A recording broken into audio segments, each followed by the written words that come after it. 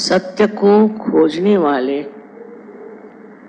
और जिन्होंने सत्य को खोज भी लिया है, ऐसे सब साधकों को हमारा प्रणाम।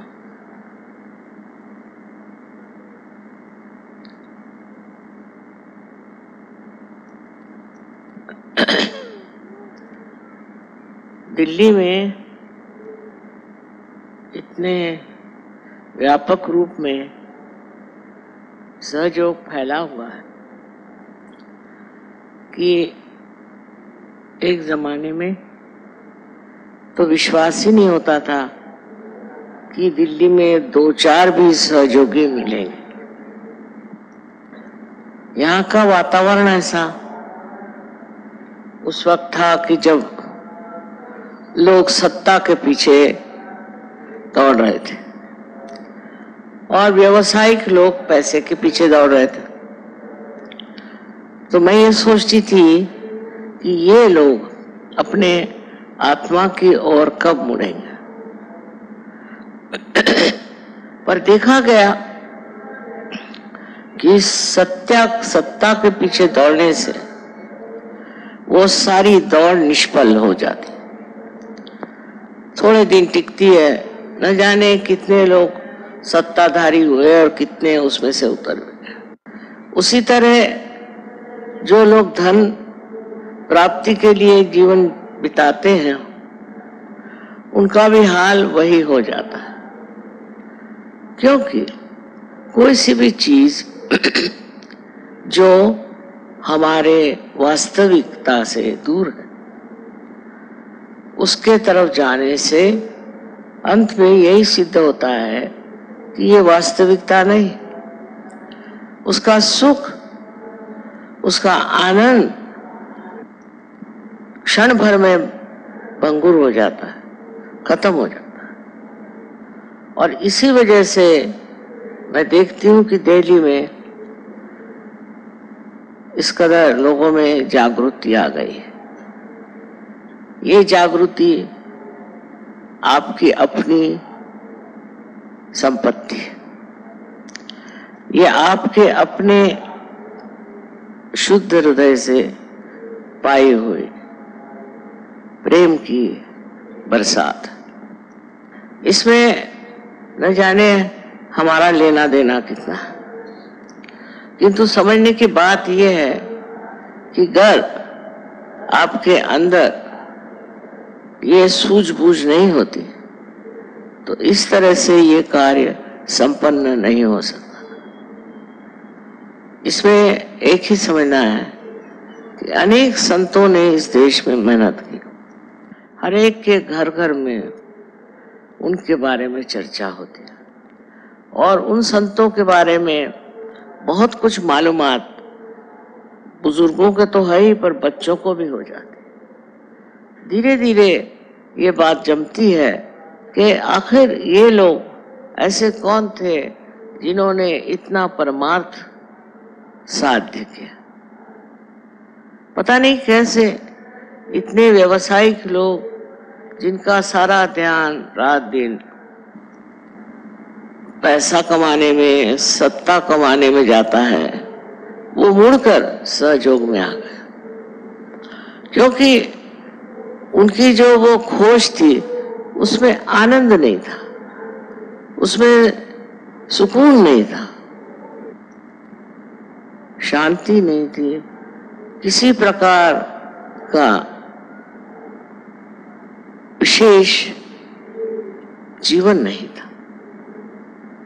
जब मनुष्य ये पता लगा लेता है कि उसके अंदर कोई ऐसी वास्तविक आनंद की भावना आएगी, न ही उसने कोई उस सुख को पाया जिसके लिए वो इस संसार में आया है।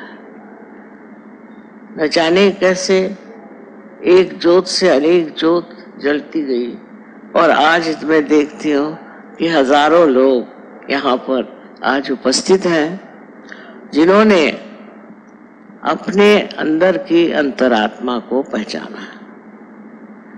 सबसे पहले जान लेना चाहिए कि हमारे अंदर जो बहुत सी त्रुटियां हैं, उसका कारण है कि हम लोगों ने धर्म को समझा नहीं। जो कुछ धर्म मार्तंडों ने बता दिया, हमने उन्हीं को सत्य मान लिया। उन्होंने कहा कि आइए आप कुछ अनुष्ठान करिए या कुछ पूजा पाठ करिए या और हर तरह की चीज बताई। मुसलमानों को भी इस तरह से पढ़ाया गया कि तुम अगर इस तरह से नमाज पढ़ो और इन मुल्लाओं के कहने पे चलो तो तुम्हें मोक्ष मिल जाएगा। अब मनुष्य सोचने लगा कि ऐसा तो कुछ हुआ नहीं, ऐसी तो कोई प्राप्ति हुई नहीं, फिर ये है क्या? ये कर्म कांडों में हम क्यों फंसे? और ये कर्म कांड हमें बहुत ही गहरे अंधकार में ले जाते हैं।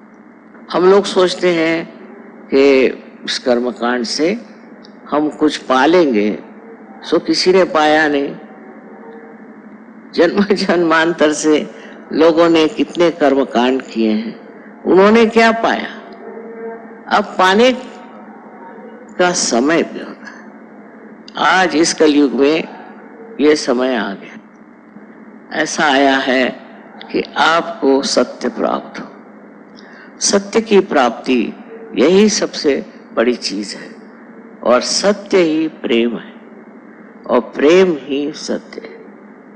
इसकी ओर आप जरा विचार करें कि हम सत्य को खोजते हैं तो सोचते हैं कि सन्यास ले लें, हिमालय पे जाएं, अपने बाल मुंडा लें और तरह की चीजें करें। जब सत्य का वास अंदर है तो ये बाह्य की चीजों से और उपकरणों से क्या होने वाला? इससे तो मनुष्य पा नहीं सकता सत्य, क्योंकि इसके साथ कुछ सत्य लिपटा ही नहीं है। तो करना क्या है? करना ये है कि आपके अंदर जो सुप्त शक्ति कुंडलिनी की है उसे जागृत करना है। अब कुंडलिनी की शक्ति आपके अंदर है या नहीं, ऐसी शंका करना भी व्यर्थ है।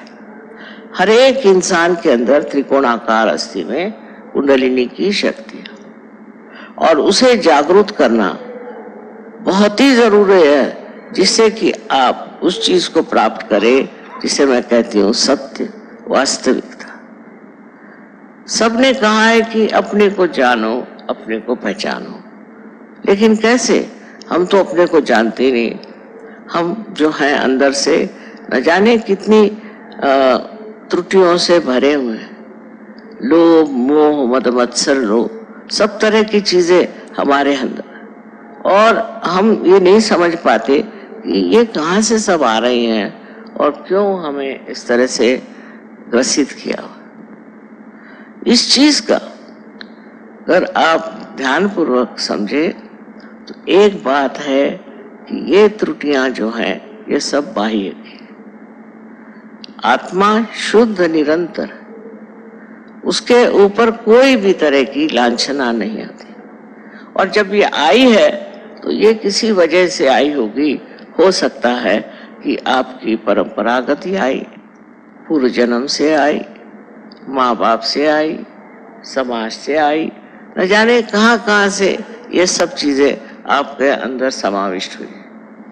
अब इसके पीछे अगर खोजते रहें कि ये कहाँ से आई, क्या हुआ, इससे अच्छा है कि इसको किसी तरह से नष्ट कर दें। ये हमारे अंदर जो खराबियां हैं यही नष्ट हो जाए तो फिर क्या हम एक शुद्ध चित्त बन जाते हैं।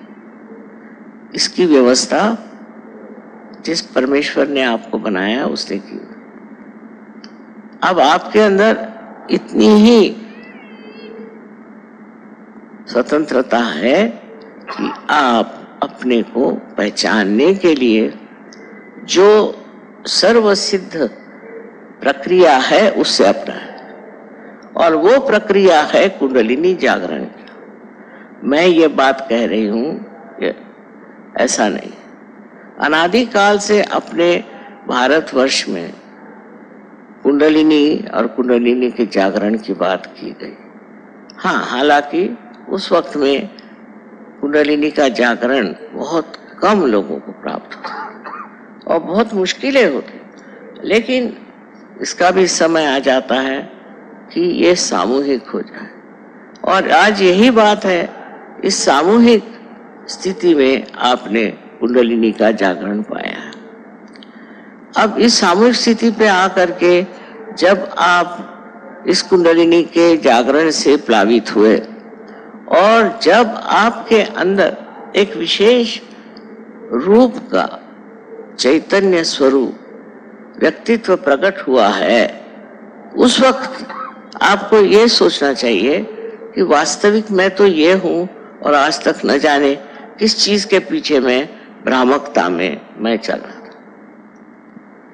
ये सब होता गया, आपके अंदर जमता गया, बनता गया, और ये सब आपके सुबुद्धि दुर्बुद्धि और न जाने किस चीज से जुटता गया।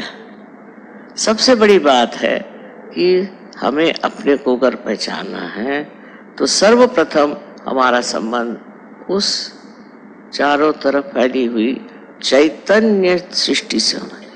चैतन्य से एकाकारिता प्राप्त होनी चाहिए, और उसके लिए चैतन्य से एकाकारिता के लिए कुंडलिनी ही उसका मार्ग है, और कोई मार्ग नहीं। कोई कुछ भी बताए और कोई मार्ग है नहीं, लेकिन लोग आपको भुलावे में डालते हैं और लोग भटकने लगते हैं।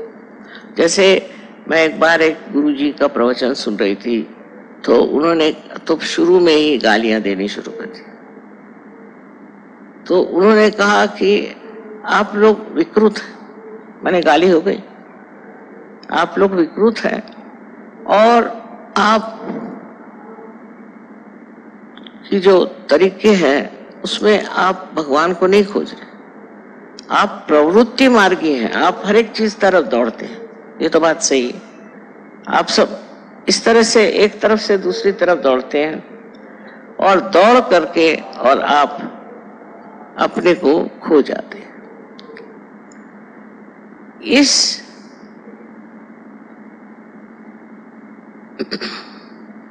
इस दौड़ में, इस तरह के प्रवृत्ति में हमारी सारी ही शक्ति नष्ट हो जाती। आज ये चाहिए तो कल वो चाहिए, तो परसों वो चाहिए, भाग रहे इधर से उधर, उधर से उधर, उधर से उधर। अब ये जो उन्होंने गाली बक दी कि आप प्रवृत्ति मार्ग की हैं, उसको लोग मान लेते हैं कि अच्छा हम प्रवृत्ति मार्ग की, और वो दूसरों के लिए कहते हैं कि आप निवृत्ति मार्गी हैं नहीं, तो आप क्यों आत्मा को प्राप्त कर रहे हो? अगर आप निवृत्ति मार्गी हैं, माने आपकी जो वृत्ति इधर उधर नहीं दौड़ती, तो आप आत्मा को प्राप्त कर सकते हैं। अब पहले ही इस तरह की एक कठिन समस्या उपस्थित कर दी कि सर्वसाधारण मनुष्य अपने को सोचेगा कि हाँ भाई मैं तो हूं प्रवृत्ति मार्गी, तो वो कहेंगे कि अच्छा ठीक है, आप गुरुओं की सेवा करो, उनको पैसा दो, ये मेहनत करो, ये कर्म कांड करो, इधर पैसा लगाओ, उधर पैसा लगाओ, और जिस तरह से भी हो सके तुम सब कुछ अपना परमेश्वर को दे दो, उसके बाद संन्यास ले लो। और आपको ये बात समझ में आ जाती है, भाई ये आसान चीज है, पर ये अंधों की बात है। अच्छे भले आंख होते हुए अगर कोई कहे कि तुम अंधे हो, तो क्या इसे मान लेना चाहिए? कोई कहे आप प्रवृत्ति मार्गी हैं, तो क्या इसे मान लेना चाहिए? अगर आपके अंदर निवृत्ति नहीं है, ऐसा उनका कहना, तो आप ज्ञान मार्ग मतलब सहयोग में नहीं आ सकते। इस तरह की एक भाषा ये लोग व्यवहार में लाते हैं, और उससे सर्वसाधारण जनता ये कहती कि भाई हमारे लिए तो ये ठीक है कि गुरुओं को सेवा, उनको सब दो, उनको सब समर्पण दो। इस तरह की जो हमारे अंदर एक गलत धारणाएं बैठ जाती है और हम उसे मान भी लेते हैं,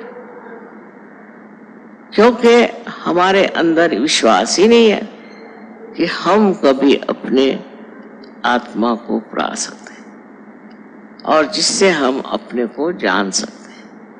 लेकिन विश्वास रखिए, यहाँ आज बहुत से लोग ऐसे बैठे हैं कि जिन्होंने कुंडलिनी का जागरण और उसकी विशेषताओं से पूर्णतः अपने जीवन को प्रफुल्लित किया हुआ, और आप लोग सभी इस प्रकार इस चीज को पा सकते हैं। आप में कोई कमी नहीं, कोई कमी नहीं, ये शक्ति आप सबके अंदर है। आपने कुछ भी किया हो, आपने कोई भी गलत काम किया हो, आप परमात्मा के विरोध में भी खड़े हो, चाहे जो भी किया हो, ये कुंडलिनी तो अपनी जगह बैठी हुई है, और जब कोई उसको जगाने वाला आएगा तो वो जग जाएगी। और ये जो बाह्य की चीजें हैं, इसको प्रवृत्ति कहते हैं, ये जो आपके अंदर षड्रिपु हैं, ये एकदम झड़ जाएगा। जब आप देखते हैं कोई बीज आप माँ के उदर में डालते हैं तो अपने आप प्रस्फुटित होता है। बीज में तो कुछ नहीं दिखाई देता, पर जब वो माँ के पेट में जाता है तो वो अपने आप प्रस्फुटित हो जाता है। इतना ही नहीं, पर उसके अंग प्रत्यंग में जीवन आ जाता है। उसी प्रकार कुंडलिनी के जागरण से आप जागरूक हो जाते हैं और आपके अंदर की जो वृत्तियां हैं, जो नाशकारी हैं, जो गलत है, वो अपने आप जड़ जाती हैं। ये बड़ा आश्चर्य का विषय है, किंतु ऐसे बड़ी आश्चर्य की बात नहीं, क्योंकि ये घोर कलयुग है, ये घोर कलयुग है, और इसके प्रताप से न जाने कितने लोग झुलस गए। और अब इसी कलयुग में ये कार्य होने वाला है, और इसी कलयुग में आप इसे प्राप्त करने वाले हैं, और उस परम तत्व को आप प्राप्त करने वाले हैं जो आपके अंदर आत्मा स्वरूप विराजित है। उसके प्रकाश में आप अपने को जानेंगे। आप जानेंगे कि आपके अंदर से कौन से दोष गिर गए, और अब आप शुद्ध चित्त वाले आत्मा स्वरूप हो गए। इसको जब आप जान लेंगे कि आपकी ये स्थिति है और यही सच्चाई है, तो जितनी झूठी बातें हैं आप छोड़ देंगे। उससे क्या फायदा? किसी भी झूठी बात को साथ लेकर के आप कहाँ जा सकते हैं? पर तब तक झूठ नहीं दिखाई देता जब तक आपकी आत्मा जागरूक नहीं होती। आत्मा के प्रकाश में ही आप उस झूठ को समझ सकते हैं जो आपको हर तरह से भुलावे में रखता है। और इस भुलावे में हर तरह के लोग घूम रहे हैं। आप दुनिया की तरफ नजर करें, किसी भी धर्म का नाम लेकर के आज लड़ रहे हैं। अरे भाई, जब धर्म है, जब एक ही परमात्मा है, तो लड़ क्यों रहे हो? पर इस तरह के भुलावे तैयार हो जाते हैं, दिमागी जमा खर्च ऐसा बन जाता है, और उसको लोग अपना लेते हैं। उसका कारण यही है कि उनकी समझ में अभी प्रकाश नहीं। जब कुंडलिनी का जागरण होता है तो आपका संबंध उस परम चैतन्य की शक्ति से हो जाता है, और ये संबंध बड़ा माना हुआ।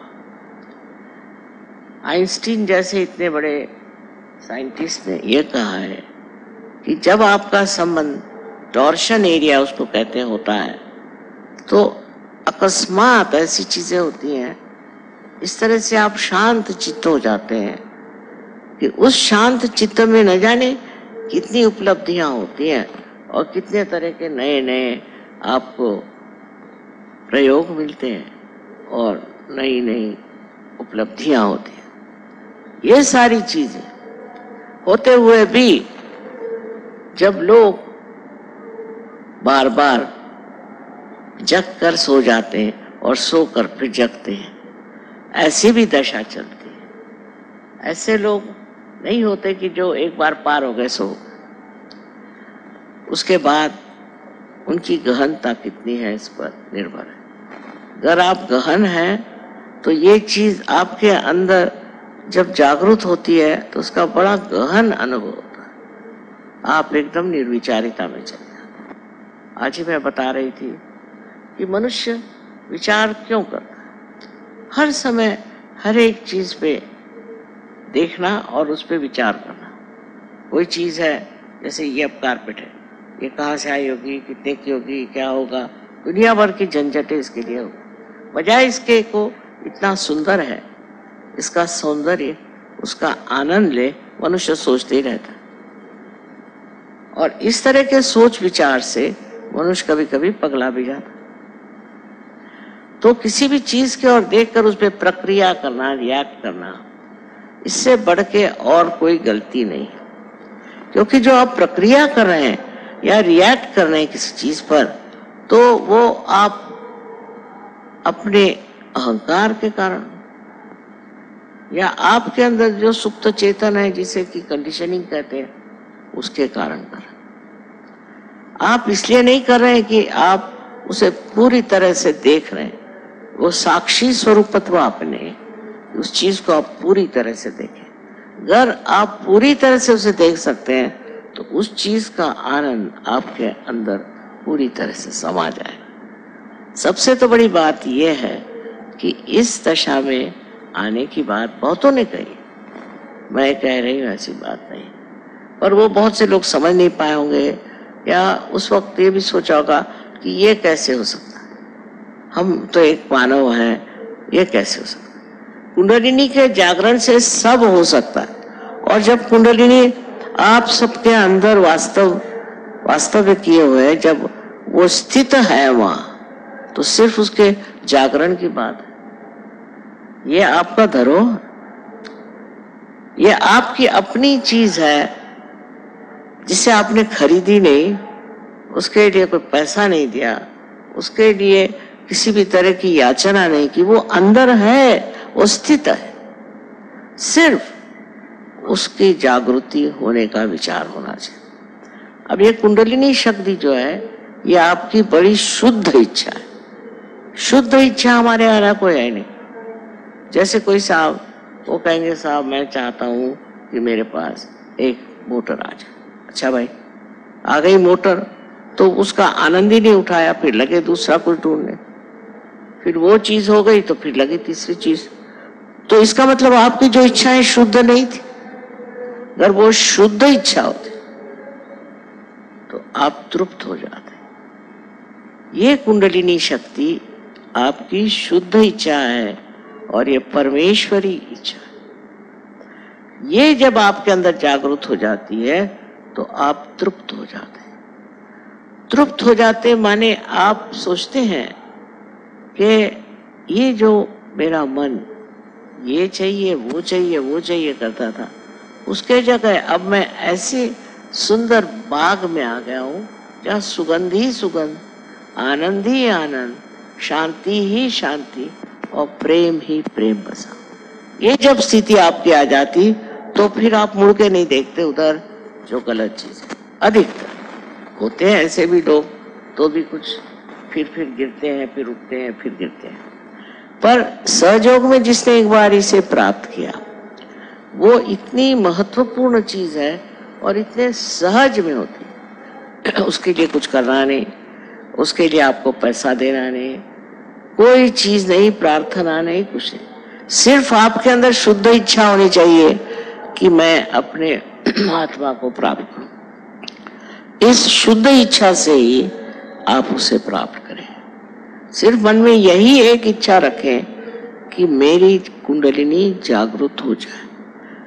ये इच्छा ही इतनी प्रबल है कि उससे अनेक लोग अनेक देशों में मैंने देखा कि एकदम से पार हो गए। जैसे एक देश है बेनिन, वहां पर पहले वो मुसलमान लोग थे और वो फ्रेंच लोगों से इतने घबरा गए थे कि उन्होंने मुसलमान धर्म ले लिया।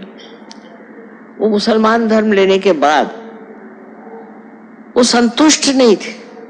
उससे भी परेशान, उससे भी झगड़े, ये वो। पर जब उनको सहयोग मिल गया तो सब छोड़ छाड़ के अब मजे में है। आपको आश्चर्य होगा कि आज वहां भी 14,000 सहयोगी हैं, वो सब मुसलमान। ये तो मैं मुसलमान उनको मानती हूँ कि जिनके हाथ में चैतन्य है, जिनके हाथ बोलेंगे। आज कियामा का जमाना है, अगर आपके हाथ बोल सकते हैं तभी आप मुसलमान है, नहीं तो है नहीं। मुसलमान का मतलब है समर्पण, और जब तक आपके हाथ नहीं बोलते आप क्या समर्पण करें। इस तरह से गलत फहमी में पड़े हुए लोग आज न जाने क्या क्या चीजें करें। इसके लिए ये नहीं है कि आप अगर किसी वेद शास्त्र पढ़े हुए हैं या आप बड़े तीर्थ यात्रा करते हैं और आप दुनिया भर के ब्राह्मणों को, और कहना चाहिए कि आज हमारे पड़ोस में एक बड़े जोरों में मंत्र बोलने लगे, ऐसे लोगों को आप प्रोत्साहित करते हैं और उनकी मदद करते हैं और उनको पैसा देते हैं, इससे कुछ नहीं होने वाला। ये सब बेकार की बातें, बेवकूफी की बातें। समझदारी क्या है कि आपको क्या मिला, आपने सब दिया, आपको क्या प्राप्त हुआ, आपको क्या मिला, क्या आपको अपना आत्म साक्षात्कार मिला। आत्म साक्षात्कार के बाद ही आप जानेंगे कि आप क्या है और क्या आपकी शक्तियां, और क्या कर सकते हैं आप कितने समर्थ हैं। जब तक आपका अर्थ ही नहीं मिलता आप समर्थ कैसे होंगे। इस समर्थता में आप अनेक कार्य कर सकते हैं। मैं तो इतने आश्चर्य में हूं कि परदेश में जब मैं रहती हूँ तो ये परदेसी, इन्होंने तो कभी कुंडलिनी का नाम भी नहीं सुना, पर जब से पार हो गए तो न जाने क्या क्या चमत्कार कर रहे हैं दुनिया भर की चीजों में। और जब ये मुझे बताते हैं तो मैं सोचती हूँ कि ये चमत्कार का भंडारा जो है ये कैसे एकदम से खुल गया, ये लोग इसे कैसे प्राप्त हुए। सब तरह से शारीरिक, मानसिक, बौद्धिक आपकी पूर्णतया प्रगति हो जाती है और आप इसे आत्मसात कर लेते हैं। इतनी सुंदर चीज है कि अपने आत्मा को आप जाने। आप ही के अंदर ये हीरा है, आप ही के अंदर ये ज्ञान, आप ही के अंदर सब कुछ है। सिर्फ उसका मार्ग जो है सिर्फ कुंडलिनी जागरण है और कोई। ये मैं आपसे इसलिए बताना चाहती हूँ कि बहुत बार मुझे लोग प्रश्न पूछते हैं कि कुंडलिनी से और कोई मार्ग है। मैंने कहा और कोई मार्ग नहीं। सच बात तो ये, उसमें मेरा लेना देना कोई नहीं, लेकिन आपको तो जो सच है वही बताना है कि कुंडलिनी के जागरण के सिवाय आपके पास और कोई मार्ग नहीं है जिससे आप अपने को भी जाने और दुनिया को भी जाने। सारे दुनिया भर के धंधे छोड़ करके सीधे अपने अंदर बसी हुई इस महान शक्ति का उद्घाटन करना ही आपका परम कर्तव्य। आज आप लोगों को यहाँ देख करके इतने बड़ी तादाद में मेरा हृदय भरा था। एक जमाना था कि मैं दिल्ली को बिल्ली कहती थी, यहाँ तो किसी की खोपड़ी में सहज घुसेगा नहीं।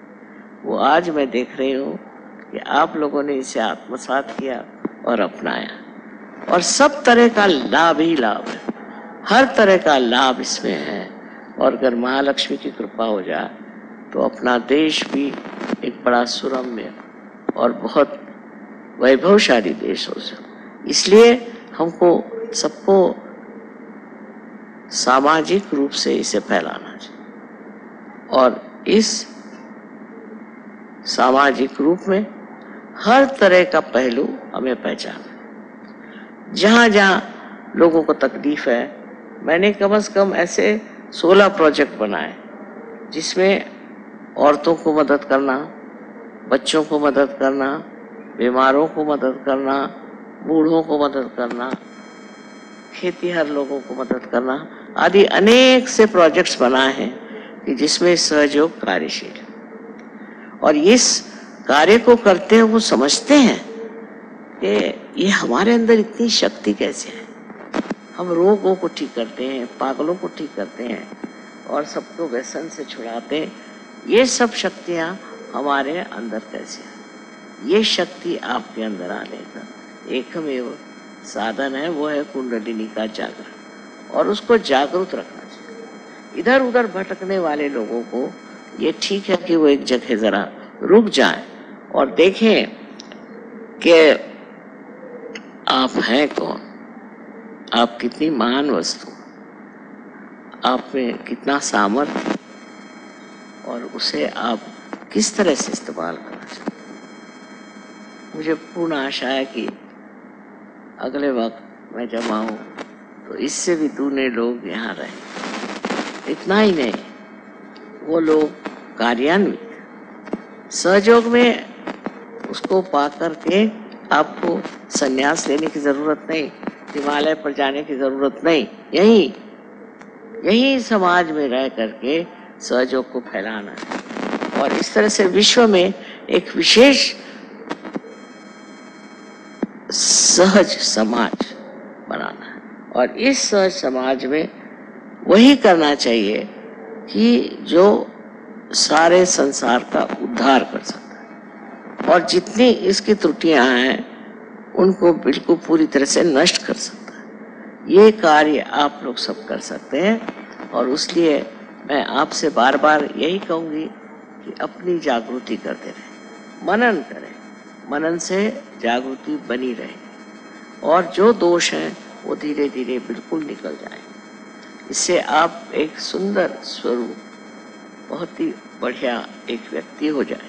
ऐसे अगर व्यक्ति समाज में हो जाए तो ये दुनिया भर की जो आफतें मची हुई हैं, दुनिया में मारा मारी और किस तरह के घोर अत्याचार हो रहे हैं, ये सब रुक जाए, क्योंकि आप एक सुंदर मानव प्रकृति बन जाएंगे और ये सब चीज़ों से आप दूर रह करके भी इन पर अपना प्रकाश डाल सकते हैं और सब ठीक कर सकते हैं। आज के इस वातावरण में मनुष्य घबरा जा सकता है कि हो क्या रहा है, कैसे हो रहा है। इन सब का एक ये सोचना चाहिए कि एक दिन आता है कि सब चीज़ सामने आकर खड़ी हो जाती और इतने दिन से चलने वाली ये चीज़ आज एकदम से उद्घटित हो जाए। इसका कारण क्या कि सब लोगों ने अभी तक आत्मा को वर्ण नहीं। अगर आत्मा को आप अपना लें तो इस तरह की न गलतियां होंगी न ऐसी चीज आगे चले। तो अब ऐसी रुकावट आ गई है, इंसान हठात खड़ा हो गया और सोचता है ये है क्या, ये है यही कि आप भटक गए और कुछ लोग तो खाई में गिर गए भटक कर। यही चीजें हैं, इसको समझने की कोशिश करनी चाहिए। इतने सालों से अपने देश में जो महापाप चल रहा था वो आज उद्भव हुआ, सामने आके खड़ा हो गया, छोटे से प्रमाण हो गया। इससे जागरूक होने की जरूरत है कि कहीं हम भी इस भटकावे में तो चल नहीं रहे, हम भी इस तरह लुढ़क तो नहीं रहे कि जहां हमें नहीं जाना चाहिए। आपको आश्चर्य होगा कि आजकल हिंदुस्तान में तो मैं देखती हूँ हर एक को ये बीमारी हो गई। जो देखो वही पैसा बनाता, जो देखो वही चाहता है कि किस तरह से नोच खसोट ले। अच्छा, परदेश में नहीं, परदेश में ऐसा नहीं। यानी मुझे खुद हमेशा घबराहट लग रही रहती है कि लोग मेरे पास इसीलिए आ रहे हैं किस तरह से उससे पैसा निकाल। अब ये पैसा मेरा जो है ये समाज कार्य के लिए, इसलिए नहीं कि कोई चोर उचक के आए और मुझे लूट ले, पर वो कोशिश करते हैं। इसी प्रकार एक तरह की अपने यहाँ एक भावना आ गई कि जैसा भी हो पैसा बना लो, पर ये लक्ष्मी नहीं है, ये अलक्ष्मी है।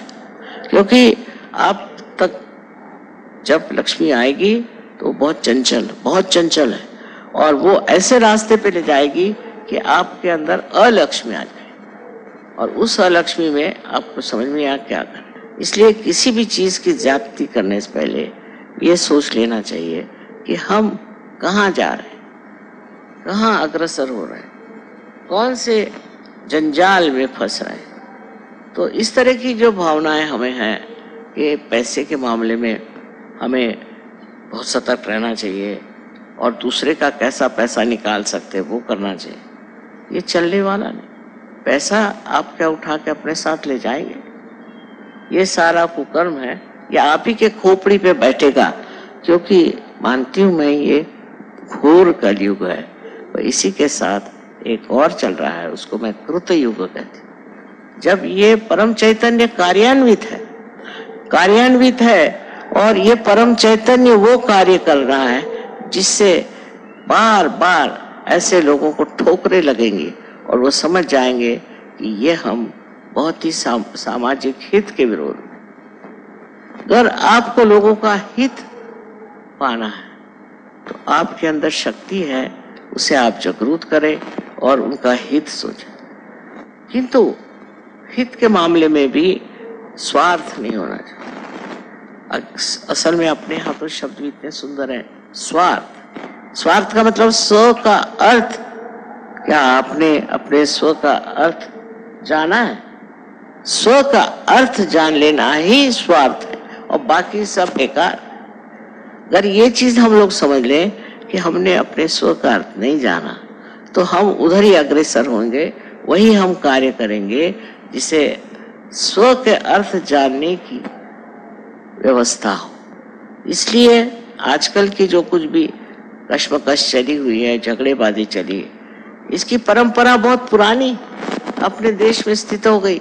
पता नहीं कैसे। पहले जब अंग्रेज आए तो वो भी यही धंधे करते थे। उन्होंने हमारे यहाँ से कोहिनूर का हीरा ले गए। उनको जब तक आप कुछ प्रेजेंट नहीं दो तो वो खुश नहीं होते थे। पर वो थोड़े प्रमाण में था, अब तो बहुत ही बड़े प्रमाण में हर एक चीज चल पड़ी। तब से शुरू हुआ, बढ़ते बढ़ते हमारे राजकारणी लोगों ने शुरू किया और आगे बढ़ गया। अब राजकारणी नहीं, अब तो हर एक आदमी ऐसा हो रहा है कि जो चाहता है किस तरह से दगा करें, किस तरह से पैसा लूटे। इसका एक ही मार्ग है, वो है सहयोग। इसी से हमारा समाज व्यवस्थित हो जाएगा। इसी से हमारे समाज में आपसी प्रेम और आदर, न कि हम पैसे का आदर।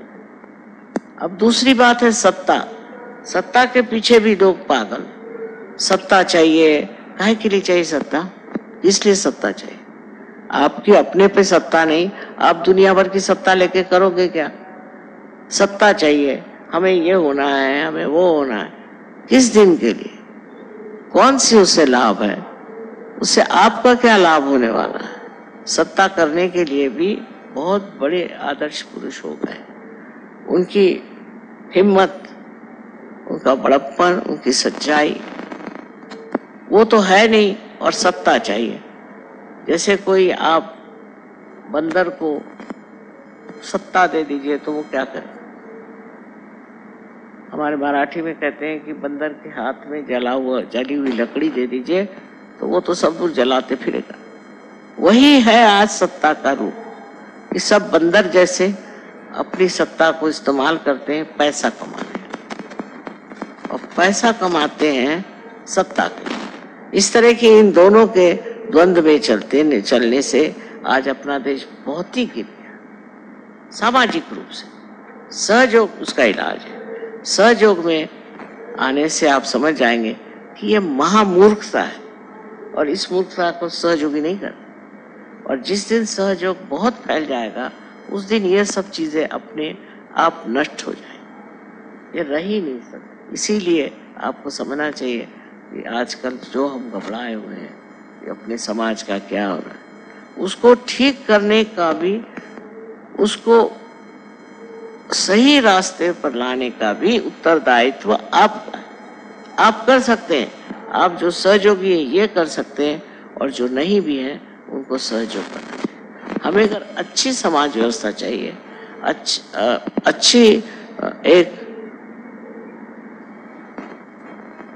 व्यवस्था ऐसी हो कि जिसमें कोई किसी को खसोटे ना, मारे ना, और सब लोग आपस में प्रेम भाव से रहें, तो इसका इलाज सिर्फ सहयोग कर सकते हैं। सहयोग दिखने में सीधा साधा है, और सबके अंदर शक्ति होने से सब सोचते हैं कि अब तो पार हो जाए, पर इसमें रचना पड़ता है, इसमें रमना पड़ता है, और उसके बाद ही इसकी शक्तियां पूरी तरह से जागृत हो जाती हैं।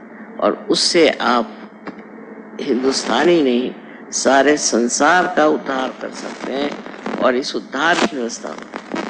अब इसमें कुछ लोग ऐसे हैं कि वो शैतानी के पीछे, उनकी इच्छाएं शैतानी, ठीक है, ऐसे लोग रह जाए।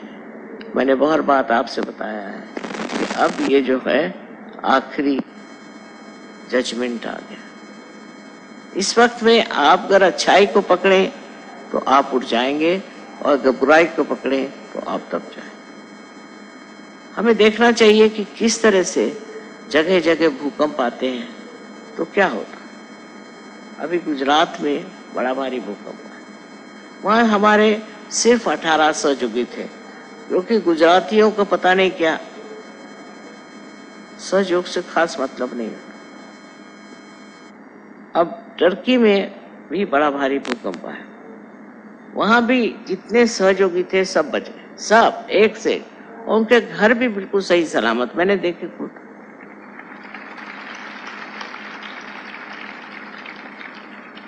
क्योंकि आप परमात्मा के साम्राज्य में आ गए तो आपका संरक्षण है, आपको कोई मार नहीं सकता, कोई आपको नष्ट नहीं कर सकता। ऐसे ही और भी जगह जहां भूकंप हुए वहां भी हमने यही देखा कि सहयोगी एक भी नष्ट नहीं, न उसका घर नष्ट हुआ। लातूर की ये बात है कि लातूर में हमारा जहां सेंटर था उसके चारों तरफ खंदक बन गया, चारों तरफ, और बीच में सेंटर बिल्कुल ठीक, और एक भी लातूर का सहयोगी मरा नहीं। कैसा हुआ कि चतुर्दशी के दिन गणपति को विसर्जित करते हैं, सबने विसर्जन किया और विसर्जन करके आए, और उनमें से जो लोग दुष्ट प्रवृत्ति थे उन्होंने शराब लेके पीना शुरू, शराब पी करके नाच रहे थे, और नाचते नाचते सब जमीन के अंदर। पर एक भी लातूर में, एक भी सहयोगी लातूर में किसी भी तरह से कोई भी बात वंचित नहीं, उसका घर जैसे कि जैसे रहा, उसकी गृहस्थी, उसके बच्चे सब ठीक। ये क्या चमत्कार नहीं है तो और क्या। इसी प्रकार आप भी समझ लें